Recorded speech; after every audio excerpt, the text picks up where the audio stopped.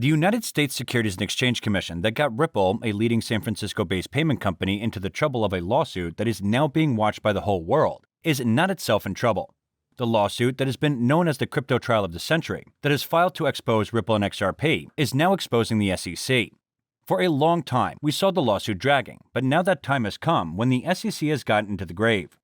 Join us in today's video to find out how the U.S. regulatory authority is being exposed and when this lawsuit is going to end. But before we start our video, welcome back everyone to Crypto Millionaires, a channel where you get your daily dose of XRP. If you like the content, do give it a thumbs up. And if you want to see more, then don't forget to subscribe to the channel and click the bell icon so you can know every time we upload a new video. Now, let's get to the video. We have talked about the role of Will Hinman's emails in the lawsuit and how it exposed the corruption of a former SEC executive. Now, former SEC Chairman Jay Clayton and Executive Bill Hinman have been sued in a class action lawsuit for their alleged mismanagement of the Ripple case.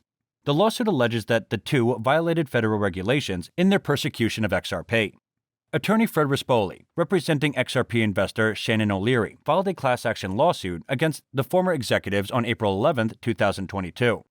Rispoli stated that they had decided to take a stand against officials' torturous interference with Ripple, which had harmed Ripple investors' finances, exposing the regulatory authority.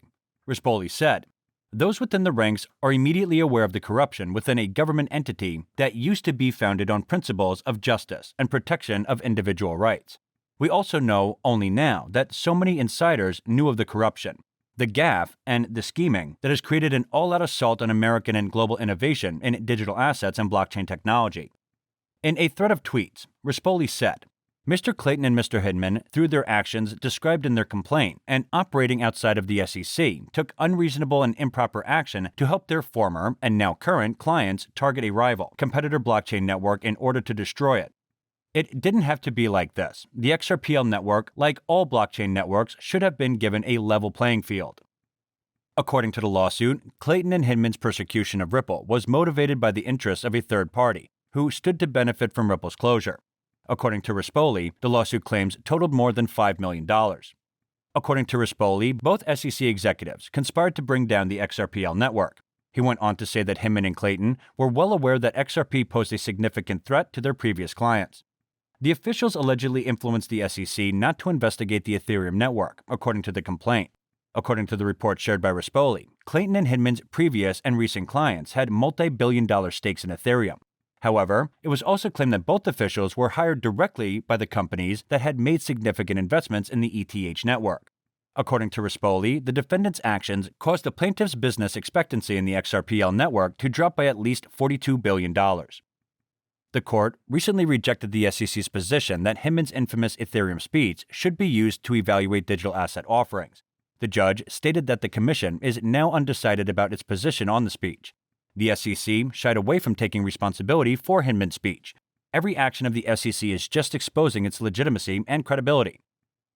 Ripple CEO Brad Garlinghouse, recently in an interview to CNBC, said that he is confident the company will come out well after its lengthy court battle with the U.S. Securities and Exchange Commission nears a conclusion. The SEC's findings have been challenged by Ripple, which claims that XRP should be treated as a virtual currency rather than an investment contract like a stock.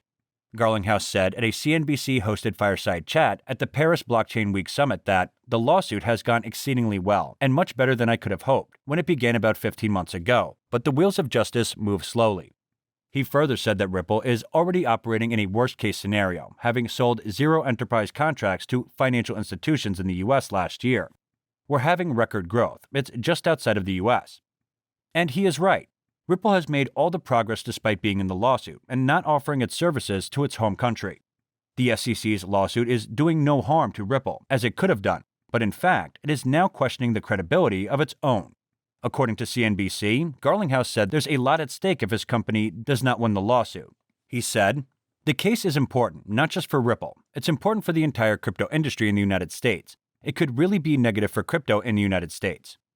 If Ripple loses, most tokens traded on platforms in the United States will be considered securities, according to Garlinghouse, which means those platforms will have to register as broker-dealers with the Securities and Exchange Commission. He is of the view that if XRP is determined to be a Ripple security, we must identify every person who owns XRP. This is a requirement of the Securities and Exchange Commission. You must be familiar with all of your shareholders, and it's not going to happen." Now, the U.S. Securities and Exchange Commission's, or SEC's, request to exclude certain internal email conversations from its lawsuit against Ripple has been denied by the federal judge. Federal Judge Sarah Netburn ordered the SEC to turn over requested drafts and emails from Hinman, and former director of the Commissioner's Division of Corporate Finance, from a 2018 speech.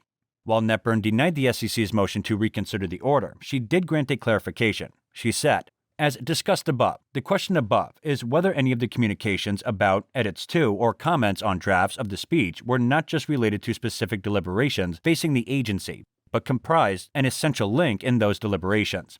Having reviewed the documents, I find that, in general, agency staff communications about edits to the speech and the edits themselves were not part of deliberations about how to communicate agency policy.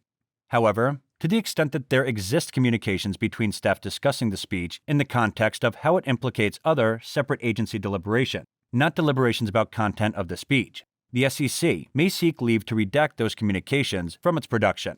To give the SEC some guidance, Comment 12 on page 6 of the speech draft in Document J, which was submitted for in-camera review, is the type of communication contemplated. Attorney and crypto legal expert Jeremy Hogan says on Twitter that the classification is a little concerning. My concern, it's those parts of the emails that are most damaging to the SEC. How will we know? If the SEC appeals up to Judge Torres, they are in trouble. Overall, it's been a bullish week for XRP, with Ripple versus SEC news updates providing XRP price support. Since last March, XRP has been under pressure. The broader crypto market's bearish sentiment had dragged XRP back to the sub-70-cent levels. Positive news for Ripple Labs and its ongoing lawsuit against the SEC fueled the upward trend. The lawsuit's presiding judge granted Ripple Labs access to key documents, which was a significant victory for the company. The price movement over the last 24 hours reflects the momentum, as XRP aims to the $1 mark. It won't be long when Ripple will come out as the victorious one, and that will be the time when its value will skyrocket. If it can make such progress while being in a lawsuit, we can only imagine what it can do once it will be free from the shackles of the SEC. According to the CoinMarketCap data at the time of writing, the XRP price today is 73 cents USD with a 24-hour trading volume of $1.7 billion USD. XRP is up 0.85% in the last 24 hours. The current CoinMarketCap ranking is number 6 with a live market cap of $35.1 billion USD. It has a circulating supply of 48.1 billion XRP coins and a max supply of 100 billion XRP coins. So guys, this is it for today's video. I hope it could be a big help to you. What do you think about the condition of the SEC now? Share your views in the comments section down below. Don't forget to click the bell icon, and thanks for watching.